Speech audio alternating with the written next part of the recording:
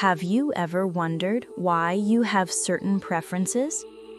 We have spoken already about energetic fields and their effect on us, but let us be more specific. What do they say again? The devil is in the details, right?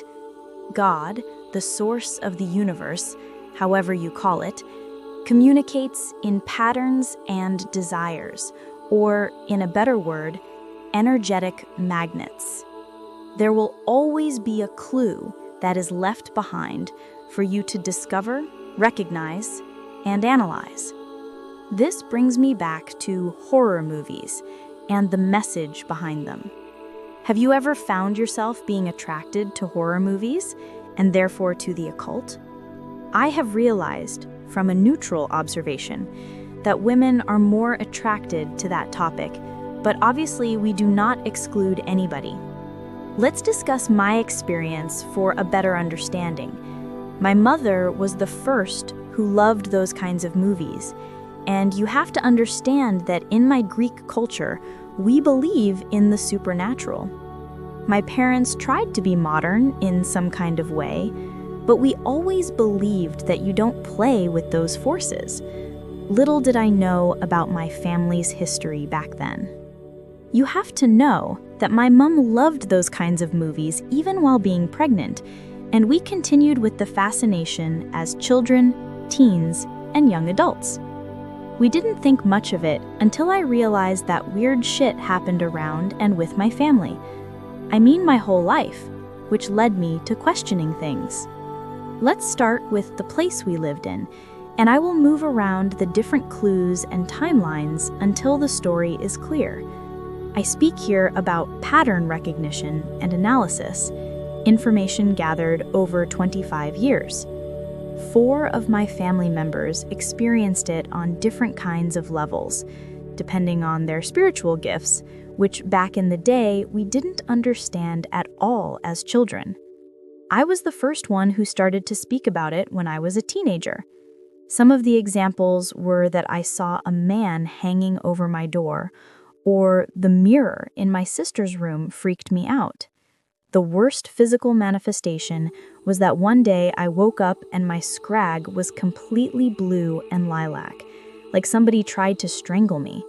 And I had my whole life nightmares until I made all the changes.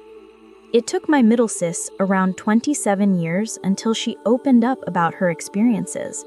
She saw a little child playing in our home, dressed in a white dress, and she saw a man in her mirror, but she was pretty strong and was never affected like me. But when I spoke about it, no one ever responded. The worst part is that my parents knew about our bloodlines and the spiritual gifts within my family and the witchcraft rumors from my dad's side, but no one spoke about it. My parents just didn't want to believe in it or accept it, which didn't deactivate our inherited gifts. In fact, it made it worse, because to have a gift and not be aware of it can cause chaos in one's life. My mom finally spoke up in my 30s. I learned that the villagers in Greece knew about my family's history. Basically, everyone knew that both of my bloodlines were gifted. The bloodline of my mom, her sister, my grandfather, and his mom, my great-grandmother that I knew very, very well, was the bloodline of the light. Gifted people that did only good. My great-grandmother from this line was known in the village for being able to heal people, and if you had bad health, she would help to heal you, but also with spiritual attacks. She was a real protector. My grandfather, her son, was very detached from society. I believe he realized early that many people were fake and manipulative, especially back in the days when they had so many harsh rules about every step you were allowed to take in your personal life. People's gossip and all the unspoken rules and expectations led him to isolation with his wife, which is actually very sad. I do not know in which capacity my grandfather used his ability, but he knew through dreams when something was wrong within the family. Unfortunately, He could not see the depth of the darkness my family was in, and I believe this had to do with my father's mother. It is like something or someone kept him away, because with my aunt, my mom's sister, he was easily connected and knew instantly when and why something was wrong. You have to understand that my aunt and mom lived in a different country, which means my grandfather's awareness was even more fascinating. Before I tell you more about the side of my dad, I want to share the most beautiful gift my mom's parents passed down to us after they died way too young. Their house in Greece, back in the day, and even now, has one of the highest energetic charges of love that I have ever experienced in my entire life. The vibration is so high that you can physically feel it. It's like the air is thicker because of it, but in a very beautiful way. It's like a protection shield that they left behind. Because of them, I remember to this day how love should feel. Now, let's go back to my father's side. The bloodline of my dad, on the other hand, was a different caliber. My grandma was very controlling, and her husband and sons feared her. She did basically everything to cause division in the whole family. There was something about her, even when I was little. There was always a wall between us. She could not love my dad, my mom, and I guess the same applied for me. I was the first that started to call her a witch. For some reason, maybe my intuition, could only define it this way. Later, when I was more outspoken in my adulthood, my mom started finally to speak to me about it. My parents had built a house in Greece, and my grandparents from my father's side obviously had keys. My father lacked any kind of self-protection or boundary setting with his parents. But what I want to say, during that time, someone flooded the bathroom and stole our toys. After those incidents, my grams from mom's side started to check the house regularly. She wanted to be able to detect anyone who could have done it. Finally, she got her own keys and reported back to my mom if there was anything suspicious. One day, after checking the house, she found a little straw doll in the garden, and after some time, some bags with weird things inside, bones, etc. My sweet grams had no idea what it was and threw it away, which is basically the worst thing you could do. And even my mom, even with the information that she already had about my father's side, seemed to have forgotten everything. Both of them ignored what happened and never spoke about it. I was totally shocked when I heard about it the first time. I mean, like, Jesus, this basic information was in every second horror movie. I could not believe that this was real. I can't believe that no one thought about calling a priest or asking for any kind of help in this matter. Even my parents were the epitome of bad luck if you could explain their and my life. The next clue came to me when I was 21 years old. We met with our cousins. My dad had one brother, but they always had problems with each other, and our moms hated each other, which led us children to grow up a bit distant from each other. I mean, what kind of choice did we have? But that meeting would change a lot about my long journey to untangle the harm that was done to us. For some reason, we started to speak about our grandmother, and even though I felt weird saying it, I did it anyway.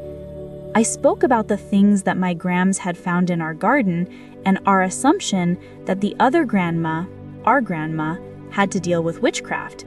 To my surprise, my cousins nodded understandingly. What nodded? I was shocked.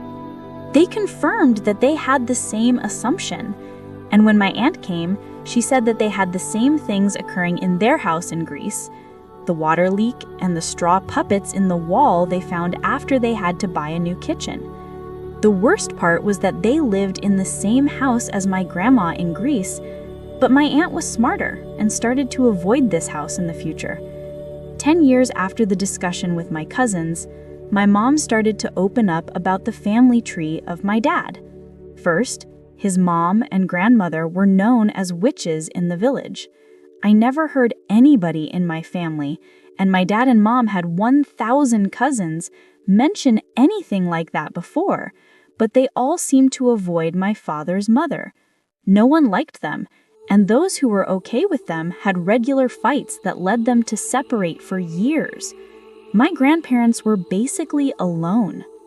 A couple of years pass, and my mom spills another unbelievable fact. My great-grandfather from my dad's side used to hide behind the church and curse married couples. The details were more specific, but I will not go into detail about it here. Actually, I could not believe what I was hearing.